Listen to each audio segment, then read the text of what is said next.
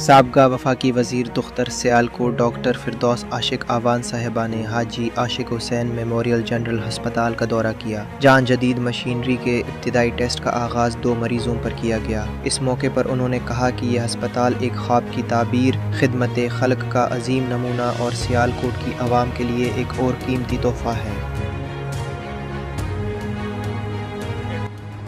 الحمدللہ یہ ٹرسٹ کے پلیٹ فارم سے آج یہ رینل ڈائلسس سینٹر کا باضابطہ آغاز کر دیا گیا ہے۔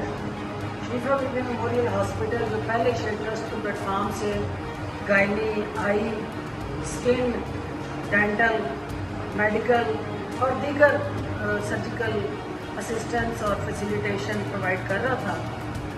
رینل ڈائلسس یا گردوں کے امراض کے ساتھ جڑے جو ہمارے مریض ہیں، اس علاقے کے اندر اس کا فقدان تھا اور لوگوں کو شہر جا کے کئی گھنٹے انتظار کر کے دھکے کھا کے اپنے رینل ڈائلسس کے لیے اپائنٹمنٹس ملتی تھی۔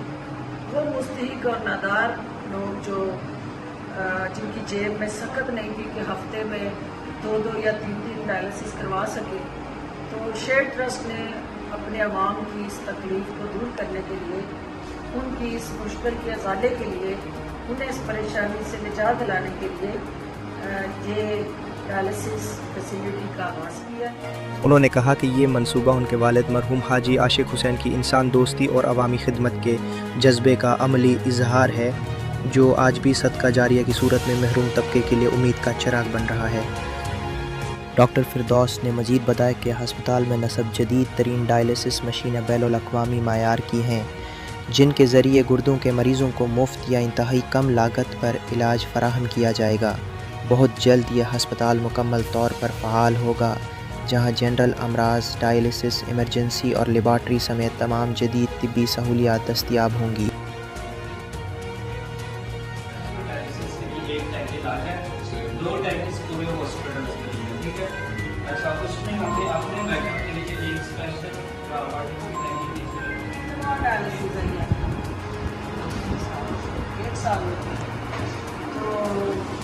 مطلب کڈنی کوئی اس کی ہفتے میں 2 دفعہ 3 دفعہ 2 دفعہ کرواتے۔ اور بیٹے ادھر بتاؤ کہ